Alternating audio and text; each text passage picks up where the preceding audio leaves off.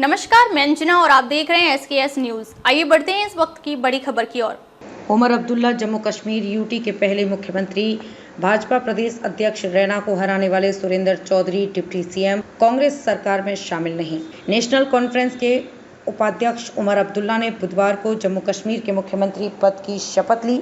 इसके साथ ही वे इस केंद्र शासित राज्य के पहले सीएम बन गए। कार्यक्रम श्रीनगर के शेरे कश्मीर इंटरनेशनल कॉन्फ्रेंस सेंटर में हुआ। नेशनल कॉन्फ्रेंस के साथ मिलकर विधानसभा चुनाव लड़ने वाली कांग्रेस सरकार में शामिल नहीं हुई है। हालांकि उमर के शपथ समारोह में राहुल और प्रियंका गांधी मौजूद रहे। कांग्रेस ने सरकार को बाहर से समर्थन दिया है। पार्टी का कहना है कि जम्मू कश्मीर को राज्य का दर्जा मिलने तक उसकी लड़ाई जारी रहेगी। शपथ लेने के बाद उमर ने कहा कि उनकी गाड़ी के लिए सड़क पर कोई भी ग्रीन कॉरिडोर या ट्रैफिक नहीं रोका जाएगा। उन्होंने अपने मंत्रियों से भी अनुरोध किया है कि वे भी ऐसा ही करें। उमर का कहना है कि वे जनता की सेवा के लिए हैं, न कि उन्हें तकलीफ देने के लिए। डिप्टी सीएम सुरेंद्र चौधरी नौशेरा से विधायक हैं।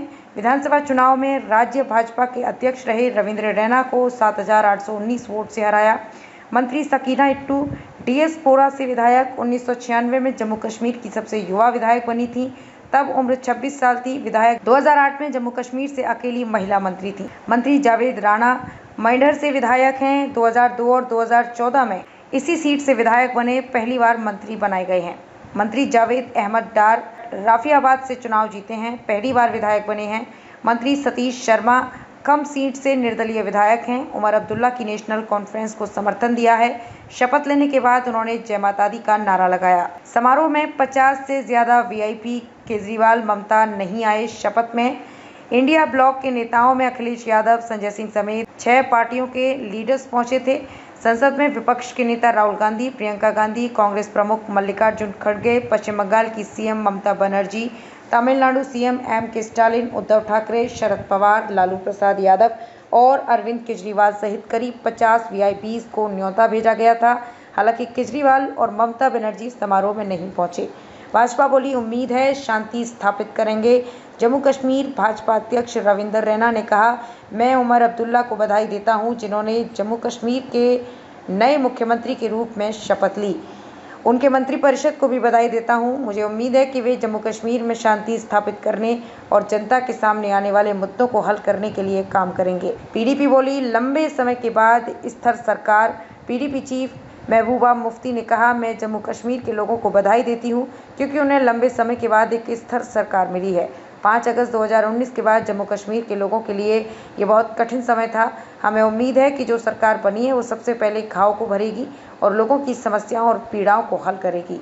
सरकार गठन के बाद होने हैं राज्यसभा चुनाव, राष्ट्रपति शासन हटने और सरकार गठन के बाद प्रदेश की 4 राज्यसभा सीटों पर भी चुनाव होने हैं। इसके लिए चर्चाएं अभी से तेज हो गई हैं। चुनाव में जीती सीटों के हिसाब से 2 राज्यसभा सीटें नेशनल कॉन्फ्रेंस, कांग्रेस गठबंधन और एक बीजेपी के खाते में जा सकती है। एनसी अध्यक्ष फारूक अब्दुल्ला को राज्यसभा भेजा जा सकता है। खराब सेहत के चलते उन्होंने विधानसभा चुनाव लड़ने से मना कर दिया था। बची हुई एक सीट पर चुनाव हो सकते हैं। चुनाव में ये सीट किसके हिस्से में जाएगी, ये उस समय के राजनीतिक समीकरण ही तय करेंगे। ठीक यही स्थिति 2015 में भी बनी थी। तब सत्तारूढ़ पीडीपी भाजपा को एक-एक सीट मिली थी। एनसी ने तब कांग्रेस प्रत्याशी, अब डेमोक्रेटिक प्रोग्रेसिव आज़ाद पार्टी के नेता गुलाम नबी आज़ाद को समर्थन दिया था।